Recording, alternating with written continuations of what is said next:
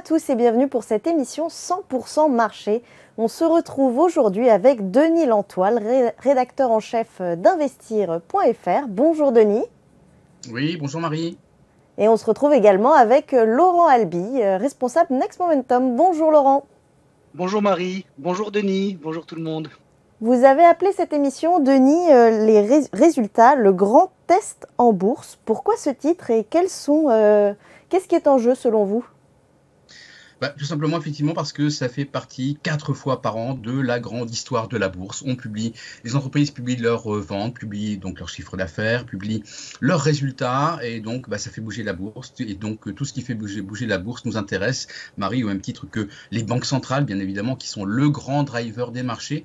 Mais il ne faut pas oublier quand même que la bourse, c'est avant tout les entreprises. Donc ça monte, ça baisse très fortement, à la hausse, à la baisse, un impact donc sur les marchés, et puis ça fait partie aussi des placements quand même des Français et de tout un investisseur. Quand on achète en bourse, on achète avant tout des actions, donc c'est la vie de votre portefeuille qu'on est en train d'étudier aujourd'hui avec Laurent, d'où l'intérêt de s'y intéresser aujourd'hui, d'autant que ça commence en France. Ça a déjà commencé il y a un petit moment aux États-Unis, mais c'est le tout début en France, donc c'est ce qu'on va aborder durant cette émission.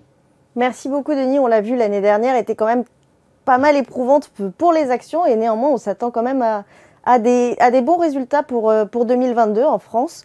Est-ce que c'est une surprise et est-ce que ça s'explique facilement ?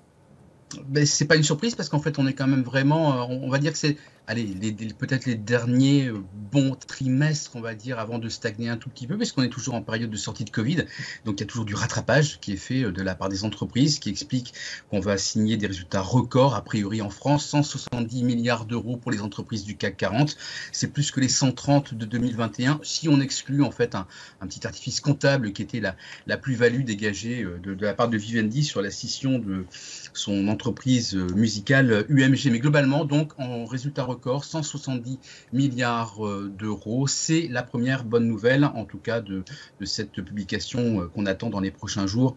En France, les entreprises se portent bien. On parle beaucoup de récession, on parle beaucoup de attention parce que fin de politique des banques centrales, même si elles devraient devenir donc un peu plus accommodantes, mais pour l'instant, il y a encore des hausses des taux à venir.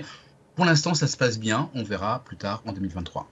Merci beaucoup Denis. On va maintenant regarder en détail d'où viennent les profits du CAC et on voit qu'il y a des locomotives qui créent d'une certaine manière une illusion d'optique. Est-ce que c'est propre à la situation actuelle, à la période actuelle, ou est-ce que c'est habituel? Et la deuxième question, c'est est-ce que vous pensez que ça va continuer?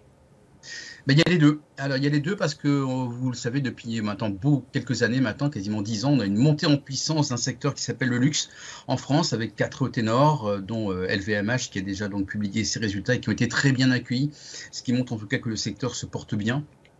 C'est une bonne chose. Et puis, c'est une belle image aussi pour la France. Moi, honnêtement, j'en suis ravi qu'on ait 4 ténors du luxe qui représentent la France. Et puis, donc, vous voyez, 21%. Donc là, on parle... Ce sont les bénéfices en masse, mais rapportés en fait à la pondération dans le CAC 40, donc de la part du flottant. Donc, ce n'est pas exactement en fait la répartition en masse des résultats, mais vous voyez que LVMH représente 21% en tout cas des bénéfices pondérés attendus cette année au sein du CAC 40. Et on en a 4 en tout qui représentent les 2 tiers, avec BNP, Paribas, Sanofi et Total Energy. Donc c'est là en fait où je vais dire qu'il y a un petit effet ponctuel, parce que pour Total Energy, c'est plus 15%, plus 15 points de pourcentage par rapport à 2021. Mais c'est dû, vous le savez, en tout cas à l'envolée, au redressement, en tout cas on va dire des cours des prix de l'énergie, ce dont profite Total Énergie cette année et qui en profitera certainement moins au cours des prochaines années. Donc Total, oui, un fer de lance des résultats, on va dire, cette année. C'est plus de 50% de la hausse des bénéfices attendus et 36 points en pourcentage en répartition. Et de l'autre côté, on a quand même quelques ténors qui sont une locomotive, même pour les prochaines années, dont le luxe fait partie. Merci beaucoup Denis. Laurent, on va maintenant regarder la performance du CAC comparée au mid et small cap. Et on voit en fait que la performance du CAC est bien plus importante. Est-ce que pour vous, c'est quelque chose qui paraît normal? Qu'est-ce que ça traduit? Et est-ce que vous pensez que ça va continuer? Alors, effectivement, donc vous voyez ici que j'ai mis les deux graphiques donc depuis 6 mois du CAC 40 et du CAC Mid and Small. Perf du CAC depuis 6 mois, sans compter les dividendes, 11,8%, CAC Mid and Small plus 6,7%. Donc très nette surperformance des blue chips françaises. Qu'est-ce que ça traduit? Ça traduit tout simplement qu'il y a plus d'argent qui arrive sur les blue chips que sur les mid and small. Maintenant, est-ce que ça va durer? Il me semble que oui. Alors, ce qu'il faut rappeler, c'est qu'en général, quand on est dans un marché haussier qui est sain, c'est-à-dire avec un horizon dégagé et une croissance économique attendue en hausse avec de la lisibilité et des résultats d'entreprise qui sont également dans une tendance favorable, eh bien les flux se répartissent de manière homogène. Ça veut dire qu'on peut toujours avoir plus de flux sur les blue chips, mais on n'a pas ce spread, cet écart entre les deux. On est dans un contexte donc 2023 de hausse sur les marchés. Le CAC 40, par exemple, depuis le mois d'octobre, il a pris environ 30%. Néanmoins, on n'est pas sorti totalement de l'auberge. Ce que je veux dire par là, c'est que mon analyse n'est pas de dire que 2023 va être une année de bull market avec une hausse continue des actions. On est très bien parti, ça fait 3 mois qu'on est très très bien orienté, mais on pourrait avoir dans les mois qui viennent peut-être moins d'upside. Donc on est dans un environnement, j'ai envie de dire qu'on est quelque part dans un environnement de marché qui est convalescent. Voilà, on est en train de se rétablir. Il y avait eu des anticipations de récession très fortes, encore au troisième trimestre 2022. Elles ont été largement revues à la baisse, ces anticipations. Mais on n'est pas dans un contexte complètement limpide. Et donc, puisqu'on est malgré tout dans cette situation encore un petit peu préoccupante, avec quelques incertitudes sur le taux terminal en BCE, par exemple, bien je pense que les flux vont continuer de favoriser les blue chips, c'est-à-dire les grandes capis et par conséquent le CAC 40. Donc, pour répondre concrètement à votre question, oui, je pense que cette surperformance à laquelle on est en train d'assister depuis le mois d'octobre, elle va continuer, elle devrait continuer, ce qui veut dire deux choses. Ce qui veut dire que dans un premier temps, si les marchés restent bien orientés, on devrait avoir plus de flux qui arrivent sur le CAC. Et si les marchés devaient consolider, je pense qu'ils consolideront plus sur les mid and small que sur les grandes capis. Donc oui, je pense qu'il faut toujours privilégier les blue chips. Alors je ne sais pas ce qu'en pense Denis, parce qu'on n'en a pas parlé avant l'émission, mais en tout cas, voilà, moi c'est comme ça que je vois les choses en ce début d'année. Je suis entièrement d'accord avec vous, Laurent, parce qu'effectivement, on a aussi ce phénomène en fait indiciel qui a pris de plus en plus de place, en tout cas dans la vie de la bourse, avec la montée en puissance indéniable des ETF. Et les ETF, c'est des grandes valeurs. Donc je pense qu'on aura maintenant une bourse, même au cours des prochaines années, une bourse à 2 vitesses, avec des petites valeurs trop petites pour intéresser finalement, hormis quelques particuliers, hormis quelques gérants spécialisés, mais je pense qu'on aura vraiment une vraie dichotomie entre les grandes valeurs et les petites au cours des prochaines années. Donc il faudra très bien choisir en tout cas ces petits dossiers si on ne veut pas être déçu malgré des performances financières qui seront au rendez-vous.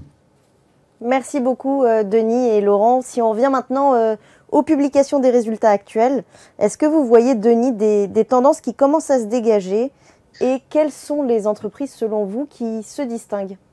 Ça, c'est les entreprises qui ont le vent en poupe. Vous le voyez, en tout cas, ce qu'on a regardé, c'est voir un petit peu au cours des 6 derniers mois quelles ont été les révisions à la hausse de la part des analystes sur les prévisions. Et vous voyez donc on peut dire que c'est le sentiment d'optimisme, en tout cas pour ces dossiers avant les publications. Avec Renault, qui est la recovery, on en avait parlé déjà avec Laurent, on l'avait évoqué dans nos précédentes émissions en disant il y a peut-être quelque chose à jouer sur Renault, on ne sait pas quoi exactement, on ne sait pas ce qui va se passer, les montages vont être compliqués, il y a des nouveaux partenaires qui vont rentrer dans 5 nouvelles filiales spécialisées, on a un nouveau PDG qui est là depuis quelque temps maintenant, M. Dimeo, qui remet tout ça En marche, eh ben, on a eu plutôt raison, puisque Renault, c'était au cours des 6 derniers mois la valeur sur laquelle les prévisions de bénéfices ont été le plus revues à la baisse. Engie, c'est tout à fait normal, avec l'évolution des prix de l'énergie, du gaz notamment. Stellantis, ça aussi, c'est un beau petit dossier de la cote, un petit dossier. Il y a un gros dossier, parce que ce sera quand même les deuxièmes plus gros bénéfices du CAC 40 derrière Total. Mais en tout cas, en masse, je raisonne. Ça aussi, effectivement, c'est un excellent dossier dans l'automobile. Et puis, vous voyez, quelques banques, Hermès, dans le luxe, ST Micro. On en parlait aussi avec Laurent, les semi-conducteurs qu'il ne faut jamais oublier, surtout quand le dossier est bien positionné sur des secteurs à valeur ajoutée, que sont notamment les véhicules autonomes, électriques et surtout en fait pas dans le mobile ou dans tout ce qui est très concurrentiel. Et puis Vinci, qui est une valeur solide et poussée par les concessions. Donc voilà en tout cas des petites idées qui en tout cas sur ce qui pourrait être des bons résultats de cette année. Merci Denis. Et si on regarde maintenant les ratios de force relative, Laurent, quels sont les secteurs qui se distinguent? Alors, j'aime bien les banques. Ça ne vous étonne pas parce que quand on a fait le mois dernier notre émission sur la rotation sectorielle, j'étais déjà bien bullish sur le secteur. Et on voit ici à gauche le ratio donc banque du Stoxx, secteur bancaire du Stoxx 600 contre le Stoxx 600 qui est donc en pleine ascension. Donc j'aime bien les banques. L'automobile qui est en train de se réveiller. Pourtant, j'étais pas très chaud moi sur l'auto. Eh bien, on voit que en termes de flux, eh bien, ça va beaucoup plus vite en ce moment que sur le reste du marché, avec un triangle symétrique ou en tout cas une figure qui s'en rapproche, qui a été déclenchée. Et regardez cette ascension dans le ratio de force relative du secteur par rapport au Stoxx 600. Ça aussi, c'est un secteur qui me paraît bien positionné pour les prochains mois. Et puis le troisième, ça on en a parlé beaucoup avec Denis en ce début d'année. On avait même fait une émission spéciale sur la grande question existentielle des investisseurs. Faut-il revenir sur le secteur de la tech? Ben voilà, on avait terminé l'émission du début janvier avec un chart du secteur de la tech européenne. Et j'avais dit qu'il était bien positionné pour continuer de progresser. Ben, ça a été confirmé. Donc un début d'année tonitruant sur la tech européenne également, avec une tête-épaule inversée qui a été validée.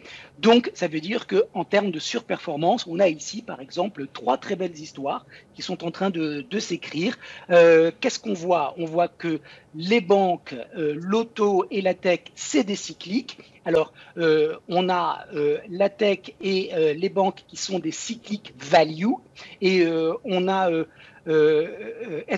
l'auto et les banques qui sont des cycliques value, et on a la tech qui a priori c'est pas de la value, mais enfin elle a tellement baissé, je sais pas ce qu'en pense Denis. En tout cas voilà, on a des cycliques, c'est ça le message, c'est qu'on a des cycliques qui repartent, et ça c'est plutôt encourageant de toutes les façons de voir la confiance qui revient sur les titres cycliques. Et puis ce que j'aime bien en tout cas dans votre chart, c'est qu'on ne s'est pas concerté, mais finalement ça retrouve exactement ce qu'on voyait dans le précédent, avec des banques, avec de l'auto et avec ST Micro dans la tech, donc c'est cohérent, donc tant mieux, c'est très bien. Ça se fait écho, effectivement. On va maintenant regarder, à contrario, les entreprises dont les résultats sont un peu moins convaincants.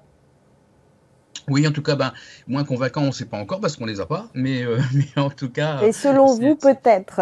Ouais, voilà, on va dire que c'est là où on va mettre un petit point d'attention, quoi. On va dire, on va peut-être pas y aller tout de suite, on va attendre finalement que les résultats soient bons, parce que pour l'instant, c'est pas ce que pensent les analystes. Là, effectivement, sur les 6 derniers mois, c'est là où il y a eu les plus fortes révisions à la baisse. Vivendi, maintenant qu'il n'y a plus UMG, c'est plus exactement la même chose. Arcelor, attention, valeur très cyclique, très liée aux matières premières, très liée au prix, très liée à la Chine, avec des prévisions, en tout cas, on le verra tout à l'heure d'ailleurs, avec des prévisions de résultats qui devraient être fortement dégradées. On ne sait pas où en est la demande non plus exactement. Donc, beaucoup de prudence de la part des analystes. Alstom aussi, et puis Carrefour et Worldline. Là, j'en pense rien de particulier, donc on verra bien, en tout cas pour ces deux-là. Avec ça, les moins 8% en 6 mois, c'est pas grand-chose non plus. Donc, on va dire que c'est quasiment stable quand même. Mais, donc, attention, moi je dirais surtout à Arcelor et Vivendi aussi, parce qu'il y a un changement de périmètre, donc attention. Merci beaucoup Denis. On va maintenant passer de l'autre côté de l'Atlantique et on va examiner la publication des chiffres d'affaires secteur par secteur. Et on va le voir, il y a quand même quelques bonnes surprises. Ouais, mais d'ailleurs, c'est une bonne surprise pour moi. Ces bonnes surprises sont une bonne surprise. Je m'attendais en fait à ce que ce soit pire au niveau des ventes. Ça fait quand même plusieurs mois dont on dit aux États-Unis et plus d'ailleurs qu'en Europe, l'impact de la perte du pouvoir d'achat de la part du consommateur, l'impact de l'inflation sur la consommation. Donc je m'attendais à ce que ce soit un peu plus compliqué. Finalement, bah, ils s'en tirent pas trop mal. On n'a qu'un seul secteur sur lequel les ventes ont plutôt n'ont pas révélé de bonnes surprises, c'est donc les matériaux, mais sinon globalement c'est dans le vert comme vous le voyez, avec le petit bémol quand même, c'est que c'est moins dans le vert que les années précédentes, donc du coup on sent bien quand même qu'il y a peut-être un petit plafonnement, ça commence à être un petit peu dur pour certaines entreprises à faire passer leur pricing power. Vous savez, le pricing power, c'est la capacité d'une entreprise à relever ses prix en fonction de la hausse de ses coûts pour pouvoir continuer à dégager des marges. On sent que ça commence à peiner un petit peu. Il ne faudrait pas que ça aille beaucoup plus loin pour que ça se renverse. Donc, je vais dire que c'est bien, mais attention, parce qu'on commence en tout cas à plafonner. Donc, sur les ventes, le premier trimestre pourrait être plus décevant. Bonne surprise du côté des résultats également.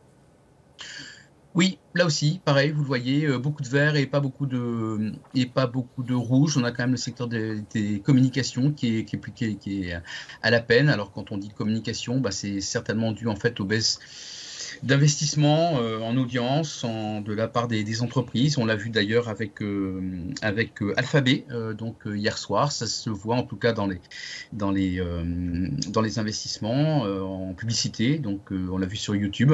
C'est aussi le cas donc du coup dans l'industrie. Et puis surtout, là, pour l'instant, ça passe. Il y a encore un peu de réserve de marge, on le voit, puisqu'on a du 3%, en gros, du 2, 3, 4% un peu généralement pour tous les secteurs.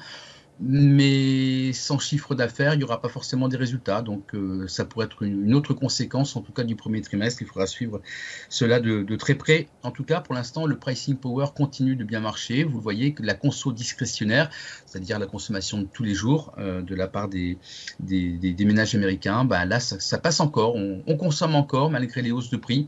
Ce sera peut-être plus le cas par la suite si ça monte un petit peu trop. Donc, ce sera pour moi le point de vigilance du premier trimestre 2023 pour les entreprises américaines. Merci beaucoup Denis. Si on rentre maintenant un petit peu plus dans les détails, quelles sont les entreprises qui ont déçu et au contraire celles qui ont rassuré? Bah, vous voyez, il y a quand même beaucoup plus de déceptions. Donc en gros, quand on dit que globalement ça passe dans le S&P 500, on est à peu près peut-être aux 2 tiers des publications. Il reste les deux tiers. Il reste un tiers, pardon. On va dire qu'il y a quand même quelques grands noms qui ont déçu. Je vais en rajouter 3 après. Vous les connaissez déjà. En tout cas, dans l'industrie, Caterpillar. Alors, Caterpillar, on a l'habitude de dire que quand on attend une récession, un ralentissement de l'économie, on n'achète pas du Caterpillar. Caterpillar a déçu. Boeing, qui est une nouvelle fois en perte, donc en perte perpétuelle, on a l'impression, ce groupe aéronautique. Les biens de consommation, troisième, c'est les post-it, hein, par exemple. Vous savez, vous en avez sur votre bureau, Marie, je sais. Ben voilà, qui ont déçu aussi parce qu'il y a un peu moins de consommation. On sent que ça patine. La consommation patine. Donc, c'est vraiment ce qui est important, en fait. C'est ce qu'on décèle dans le discours des entreprises. Et puis les techs qui n'ont pas été au rendez-vous. Alors, Microsoft, ça reste une locomotive, j'ai aucun souci avec Microsoft, mais la réaction a été négative en bourse, on a eu du -2, -3. Intel, on n'en parle plus, Intel n'est plus que l'ombre d'elle-même depuis des années. Snap, Snap, c'est en train de disparaître comme les petits messages qui durent 10 secondes, hein, vous le savez, ce qui est Snapchat. Là, c'est pareil, on a l'impression que Snapchat ne passera pas le cap des 10 ans en bourse, et encore. Et puis, le triple A qu'on a eu cette nuit, qui a aussi déçu, le Amazon, Alphabet et Apple. J'ai aucun doute non plus sur Apple, pour moi c'est temporaire, c'est un petit peu plus gênant pour Amazon avec l'impact de l'inflation sur les comptes. Donc globalement, les techs n'ont pas marché. Si les techs ne marchent pas, c'est sûr que ça crée un frein, en tout cas pour les grands indices aux États-Unis. Et puis les banques, on rappelle que c'était plutôt mitigé, donc rien de particulier à dire. En revanche, quand on voit les exceptions, c'est tout simplement en fait les 3 gadins de l'année dernière, hein. C'est du Netflix, c'est du Tesla et c'est du Meta Platform. En fait, 3 dossiers sur lesquels les investisseurs se sont rendus compte qu'ils étaient allés certainement trop loin, notamment sur Tesla. Netflix, on en avait parlé comme un joker avec Laurent, donc là aussi on est assez content. Tesla de la même manière.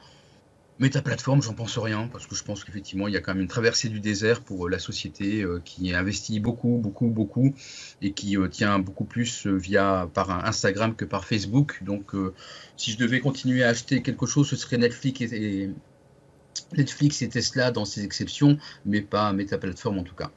En plus, Denis, il faut rappeler que la hausse de Meta, c'est aussi les rachats d'actions. Hein. Exactement, tout à Massif, 40 milliards, je crois. Tout à fait.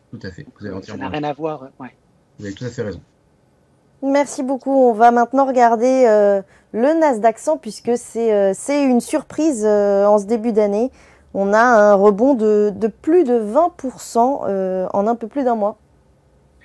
Oui, c'est la surprise de ce début d'année. En tout cas, c'est la surprise pour moi. Parce que si vous êtes fidèle à cette émission, eh bien, vous vous souvenez qu'en tout début d'année, vraiment dans les premiers jours avec Denis et Falco, on a fait une émission spéciale Tech US avec la grande question, est-il temps de revenir, enfin faut-il revenir sur la tech? Au moment où on a fait cette émission, regardez, le Nasdaq, il était là. Il n'avait même pas déclenché son tout petit double creux. Et vous aviez donc vos deux serviteurs, Denis et Laurent, qui échangeaient leur point de vue, avec l'un qui était plutôt optimiste et l'autre plutôt circonspect. Alors celui qui était optimiste, c'était pas optimiste, mais celui qui pensait qu'il y avait effectivement une carte à jouer, c'était Denis sur le Nasdaq 100. Moi, j'étais franchement beaucoup moins chaud que Denis, et bien le marché a validé ses propos et a invalidé mon scepticisme. Alors c'est toujours important, ça c'est une règle d'or sur le marché, il faut rester ouvert d'esprit, il faut rester flexible, il faut continuer d'écouter. Denis avait dit deux choses en début d'année. Il avait dit que pour lui, il y avait effectivement un pari à faire sur le Nasdaq 100, et puis il avait dit une deuxième chose, il avait dit que ça irait très vite. Bon, bah écoutez, Denis, chapeau bas, il faut reconnaître. Il a tout vu. Il faut reconnaître la sagesse de Denis Lantoine dans ce call en début d'année sur le Nasdaq 100 parce qu'effectivement, c'est plus 20%. C'est un franchissement de résistance, c'est une validation d'un potentiel double creux avec évidemment donc comme target, maintenant qu'on a franchi la résistance à 12 170 points, c'est le sommet du mois d'août qui reste pour le moment inviolé. Alors en haut de l'écran, vous avez la perf relative du Nasdaq 100 par rapport au S&P. Vous voyez que on a été donc dans un secteur qui a été dans les principales valeurs du Nasdaq 100 qui ont été boudées par les investisseurs en 2022. Et pourquoi je vous le montre? Eh bien parce qu'on avait ici, regardez, je vais zoomer, on a eu ce dernier sommet dans la baisse qui a été franchi. Et donc, on a et ce franchissement de polarité et cette ligne de tendance baissière du ratio de force relative qui ont été dépassés. Franchement, ça veut dire qu'il y a quelque chose qui est en train de se passer aux États-Unis du côté des valeurs de la tech. Alors, c'est vrai qu'il y a eu quand même une déception hier avec ce que Denis appelle, et j'aime bien ça, le triple A, donc des résultats qui ont été jugés médiocres. Bon, on va voir comment le marché finit de réagir avec les chiffres de l'emploi aujourd'hui, puis surtout donc la semaine prochaine, mais c'est vrai que c'est un petit peu décevant.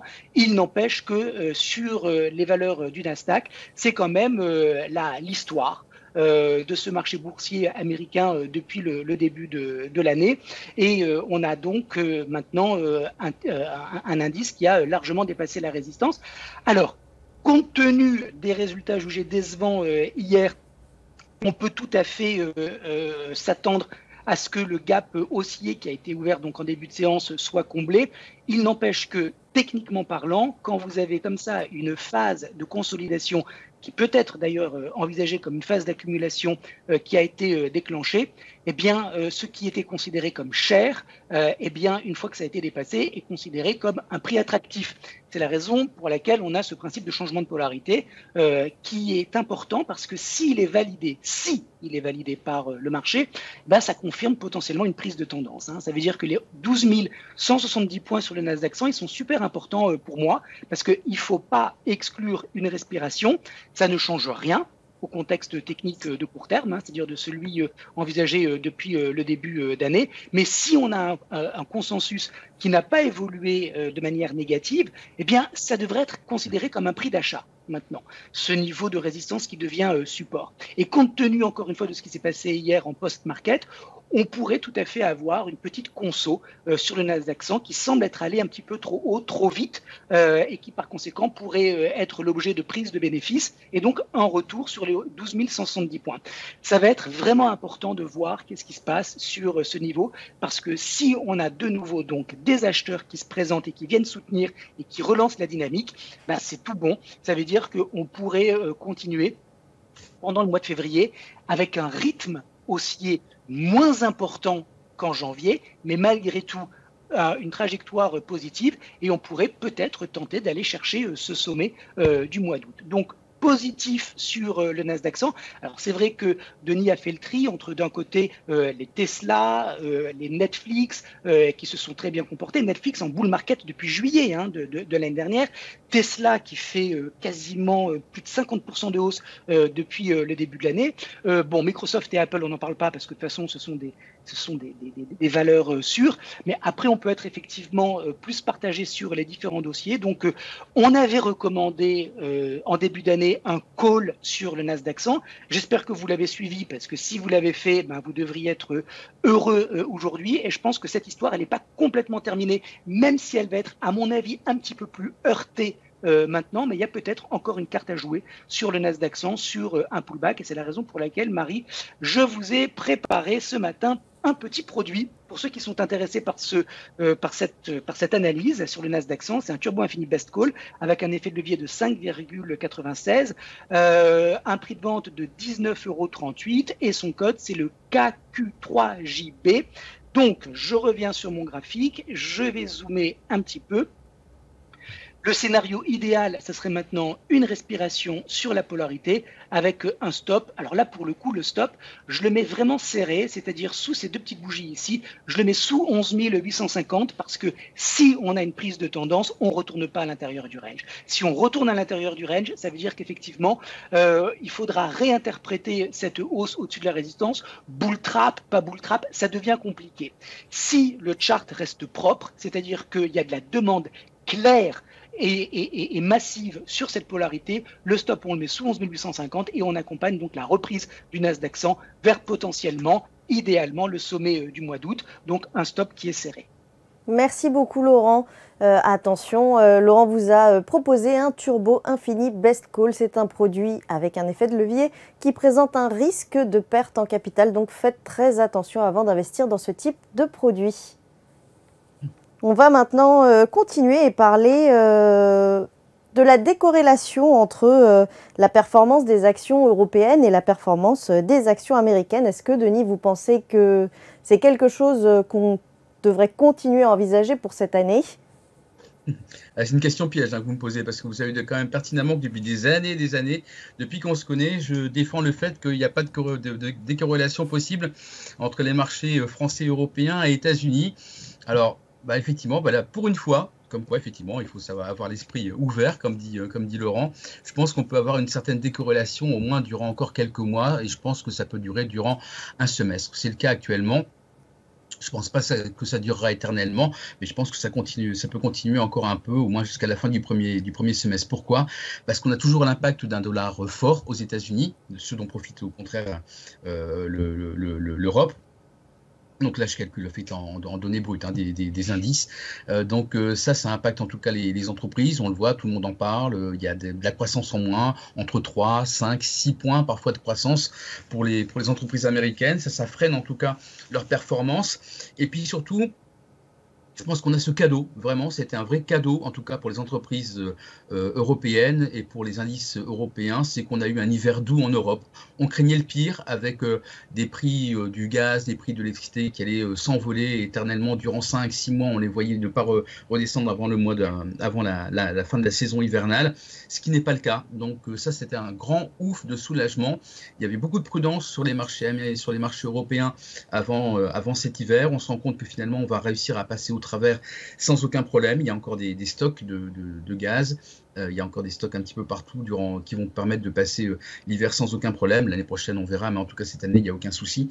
Donc ça, c'était un vrai cadeau qui fait qu'effectivement, on a eu ce petit décalage. Moi, j'attribue, il y a au moins 3 ou 4 points de performance supplémentaires en Europe avec cet effet positif de l'hiver doux en Europe, et qui pourrait peut-être éventuellement permettre de ne pas entrer en récession grave, comme on aurait pu le craindre sinon. Donc, peut-être une petite récession technique, peut-être pas du tout. Certains, en fait, sont très, très positifs, sont très optimistes là-dessus.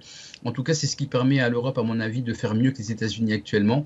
Et puis, on a aussi un impact de l'inflation sur la consommation, sur les marges des entreprises, qui a été moins net et moins rapide qu'aux États-Unis. Aux États-Unis, on l'a vu, on le voit dans les comptes du 4e trimestre, on le voyait déjà un petit peu dans les comptes du 3e.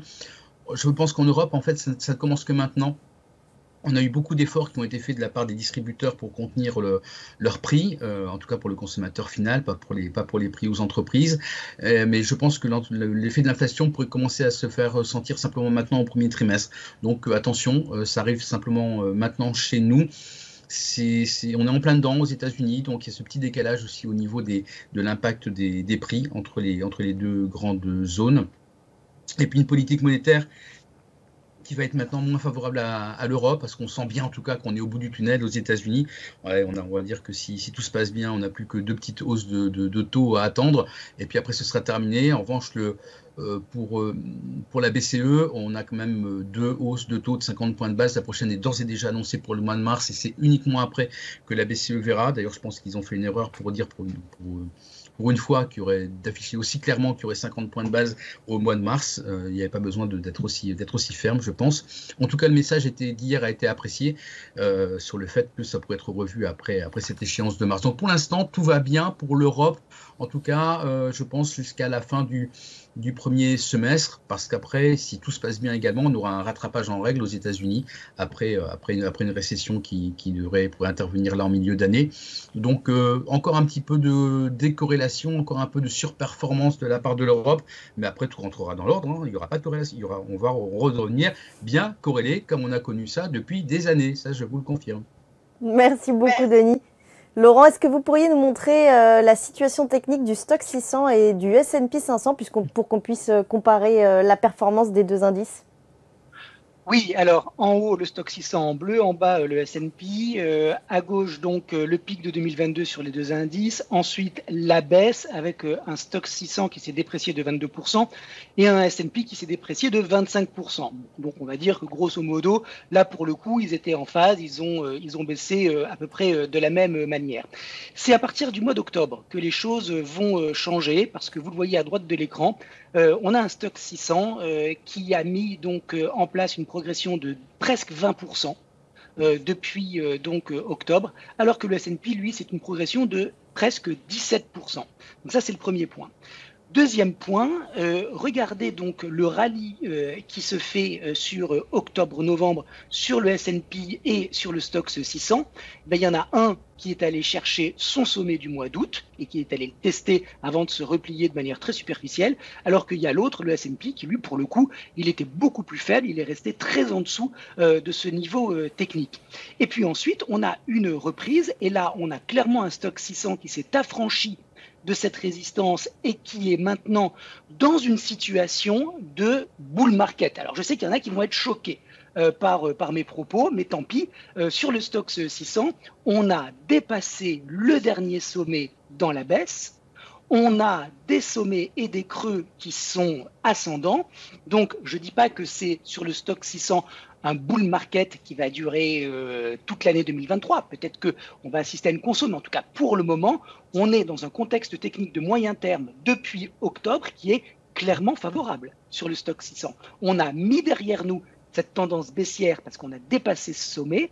On a encore une fois une architecture maintenant qui est haussière, et ce qui pourrait contrecarrer, ce qui pourrait invalider ce diagnostic, parce qu'il faut toujours, quand on fait une analyse, il faut toujours se poser la question, quel est le prix qui invaliderait ce que je suis en train de dire ? Le prix qui invaliderait sur le Stoxx 600 cette analyse positive, ça serait de le voir retourner sur les 440 points, continuer sa baisse et casser ce sommet. excusez-moi, casser ce creux. Si le Stoxx 600 il fait un point bas sous les 420 points, bah alors là, ça remet complètement effectivement en question cette analyse qui, pour le moment, reste haussière. Donc, au jour d'aujourd'hui, le Stoxx 600, lui, ça y est, il s'est mis dans une disposition qui est plutôt favorable. Le S&P, lui, il est toujours sous son sommet donc du 16 août, et s'il devait retourner sur son précédent record historique du début 2022, il faut qu'il progresse de 14%, plus même, 14,5%. Le Stoxx 600, lui, il faut qu'il fasse encore 7,6% de hausse pour aller rattraper et aller chercher son sommet de début 2022. Donc, vous voyez, il y a une vraie différence entre les deux en termes de structure et en termes de perf. Donc, qu'est-ce qui pourrait se passer? Premier scénario, le Stoxx 600 ne casse pas les 440 points, mais il les reteste. Pendant que le S&P, lui, il continue de monter. Ça veut dire que d'une certaine manière, il se rejoindrait sur le sommet du 16 août. Peut-être que c'est un point de rendez-vous, un point d'intérêt, c'est-à-dire avoir effectivement le S&P qui retourne sur cette résistance et le Stoxx 600 qui revient sur ce support. Là, on aurait effectivement une réduction de l'écart de la performance des deux.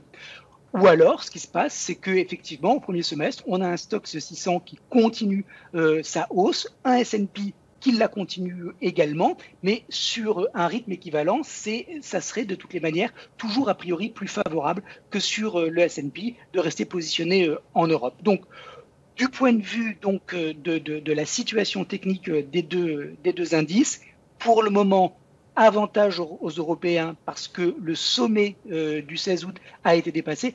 Pour moi, ce sommet du 16 août, c'est vraiment le juge de paix, quoi. Tant que le Stoxx 600 il arrive à se maintenir au-dessus, c'est positif. Et tant que le S&P n'arrive pas à le dépasser, on est en conso. Si le S&P dépasse son sommet du 16 août et que le Stoxx 600 continue sa trajectoire haussière, qu'est-ce qu'on a? On a ce qu'on appelle dans la théorie de Dow une confirmation d'un nouveau bull market validé par deux indices. Alors la théorie de Dow, c'est sur le Dow Jones Transportation et le Dow Jones Industrial, c'est pas sur le Stoxx 600 et le S&P. Mais si on compare les deux continents, si on a des deux côtés de l'Atlantique le sommet du 16 août qui est dépassé, ça y est, c'est plié, quoi. C'est-à-dire que le bear market de 2022, il est derrière nous. Alors, il peut toujours y avoir derrière des évolutions moins positives, mais concrètement, ça serait un développement très positif de voir les deux indices arriver à se maintenir au-dessus du sommet du 16 août. C'est pas fait pour le S&P, ça peut être détricoté d'une certaine manière pour le Stoxx 600. Donc on est toujours dans une phase un petit peu d'incertitude tant qu'on n'a pas la confirmation des deux indices, mais en tout cas pour le moment, net avantage aux Européens. Merci beaucoup Laurent, on va maintenant passer au moment tant attendu par tous ceux qui nous regardent. C'est le moment où Denis va nous dire les actions qui l'intéressent le plus. Et là vous m'en demandez encore beaucoup, parce que je risque ma réputation encore une fois, Marie, à cause de vous. Mais la preuve, on l'a bien vu avec Sanofi, parce que Sanofi, c'est une valeur en fait qu'on aime traditionnellement bien, mais sur lequel on hésite toujours en fait qu'on hésite toujours à acheter avant une publication. Et ce matin, en fait, on l'a encore vu, parce qu'effectivement, sur des résultats qu'on attendait très bons, c'est pour ça d'ailleurs qu'on l'avait pas mis dans notre liste des valeurs qui pourraient bien réagir, parce qu'il y a toujours un doute. En tout cas, dans mon esprit, il y a toujours un doute. Et on attendait quelque chose de bien, c'était très bien pour 2022, mais on a un ralentissement de la croissance des profits par action qui est assez net et qui est attendu pour 2023, et donc ça réagit pas bien. Donc bon, voilà quelques pistes que je vous donne. Achetez pas tout ça en tout cas sur ma simple conviction, mais c'est simplement des petits pressentiments que je peux avoir sur des actions qui pourraient bien réagir et sur d'autres qui pourraient au contraire mal réagir. J'aime bien Capgemini, parce que j'ai vu plusieurs choses, en tout cas un recul toujours de 10% sur un an en bourse, c'est pas mérité pour cette société qui est traditionnellement l'une des plus stables, en tout cas qui déçoit jamais en tout cas en bourse. On a un objectif de croissance qui a été confirmé lors de la dernière publication, et on attend surtout une hausse de la marge. Donc pour peu que ce soit un peu plus qu'attendu par le marché, il est fort possible que ce recul de 10% en bourse sur un an revienne vers les zéros. Donc il y a certainement quelque chose à jouer. Il y a peut-être quelque chose à jouer, en tout cas pour moi, sur Capgemini. Stellantis, quelques chiffres simplement. 1, c'est le deuxième plus gros bénéfice en masse attendu au sein du CAC 40, 16 milliards d'euros de mémoire. Un PER de 3, c'est-à-dire très très très faiblement valorisé, et un rendement supérieur à 8. Donc en gros, un rendement ne dépasse pas les 4-5%. Donc s'il y a un rattrapage à faire, ce sera vers le haut, à mon avis, avec un PER qui va remonter et un rendement qui va baisser. Donc une action qui va monter. Voilà pourquoi je suis acheteur de Stellantis, qui a fait ses preuves là aussi depuis pas mal d'années. Et puis Téléperformance, parce que vous vous souvenez de l'accident de parcours qu'il y a eu au cours de 2022. On a eu un moins 30, moins 40 au cours d'une seule séance. C'était terrible. Et puis finalement, on se rend compte que le rattrapage, il est présent, en tout cas depuis. Elle est devenue beaucoup moins chère qu'elle ne l'était à l'époque. Elle est même pas chère si on considère que c'est une valeur de croissance sur laquelle l'accident de parcours est maintenant, on va dire, en grande partie effacé, même s'il en restera toujours quelque chose en termes de primes. Donc je suis toujours assez confiant sur Téléperformance. Je pense qu'on peut encore être rassuré et voir l'action continuer à monter. Ce sont 3 valeurs que j'aime bien pour cette série de publications à venir. Merci beaucoup, Denis. De votre côté, Laurent, vous retenez Capgemini de cette liste. Pourquoi ? Oui, alors je retiens Capgemini, mais je voudrais quand même dire que j'aime beaucoup Stellantis. Elle s'est hier affranchie d'un niveau de résistance important. Elle semble avoir mis derrière elle une grosse phase de consolidation et elle est prête à repartir à la hausse. Donc voilà, d'ailleurs hier... sans en avoir parlé avec Denis, on a fait une émission avec Falco sur Stellantis avec un produit à la clé. Donc, je vous encourage à revoir l'émission si ça vous intéresse. Moi, j'aime beaucoup Capgemini. On va la voir dans une seconde. Hein. Le chart est magnifique. Stellantis aussi, elle est vraiment très belle. Bon, Téléperformance, il y a eu cet accident. Il y a eu cet accident de 2022. La recovery a été très, très significative. Il y avait encore un petit gap qui gênait la progression des cours, et ben voilà, le gap il a été comblé, dépassé avant-hier. Donc Téléperformance, elle devrait également, techniquement parlant, ouvrir devant elle, a priori, un potentiel de hausse tout à fait intéressant. Donc moi, je suis pas sélectif, moi je garde les 3, Denis, je les aime toutes les 3. Et mais vous nous montrez quand même Capgemini. Oui, alors attendez, donc je vous montre Capgemini. Attendez, il faut que je dézoome. Voilà. Capgemini, pourquoi je l'aime tant que ça parce que, regardez, elle était donc dans cette phase baissière depuis 2022 et encore. Est-ce qu'on peut vraiment parler de phase baissière? Parce qu'on voit bien que à partir de l'été, Cap, elle s'est bien stabilisée avec un niveau ici de support un petit peu qui tourne autour de 155 €, qui a été testé à 3 reprises. Donc, quand on voit de la demande qui se matérialise sur un niveau de support, ça veut dire que le momentum baissier précédent est en train de se stabiliser. Qu'est-ce qu'on attend? On attend le retour des acheteurs. Et ce retour des acheteurs, il est arrivé. Regardez, on voit d'abord cette oblique baissière qui a été franchie. Ensuite, surtout, on voit ce niveau de résistance à 182 € qui a été dépassé. On voit le RSI qui est en train de se diriger vers sa zone de surachat. Bref, ça sent bon du côté de Capgemini avec cette très grosse bougie hebdo que vous voyez actuellement à l'écran. Alors là, ce matin, il y a eu une petite respiration, évidemment logique, après ce qu'on a dit sur les 3 GAFAM d'hier soir aux États-Unis. Mais grosso modo, pour moi, le contexte technique, il reste très favorable. Si elle revenait autour des 182 €. Là, franchement, pour moi, c'est une opportunité qu'il faut essayer de travailler à l'achat avec un target sur, dans un premier temps, les 200 € et peut-être plus haut, entre 210 et 212. Alors, je vais zoomer encore un peu parce que le niveau de stop dans ce contexte, a priori, si on reste uniquement, exclusivement positionné qu'on envisage uniquement les choses du point de vue de l'analyse, le stop il est ici, à 155. Mais quand on a une bougie de cette facture, elle ne doit pas être réintégrée, cette bougie. Ça veut dire que le point bas de la bougie, c'est le stop. Quand on a une envolée pareille, moi j'appelle ça des bougies d'initialisation de mouvement. Ça veut dire que l'analyse technique nous dit qu'on peut avoir comme zone de support la moitié du corps de la bougie.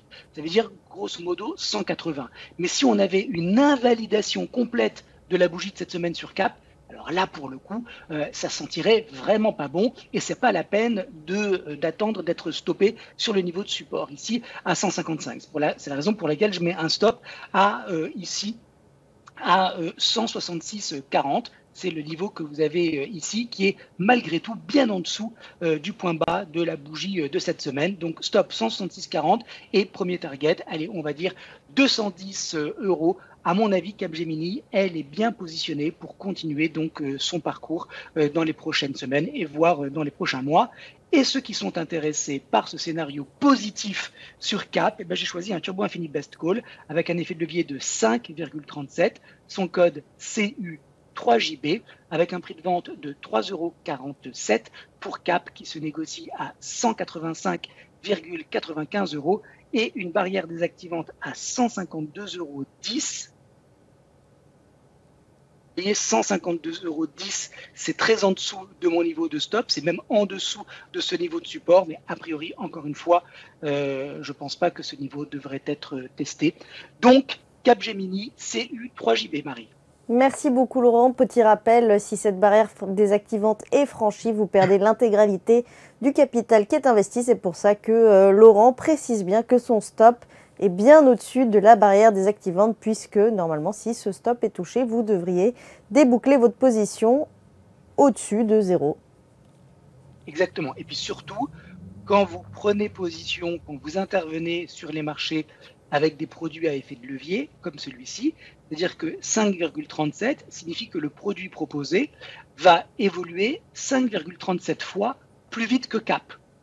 À la hausse, on l'espère, mais aussi à la baisse, on le redoute.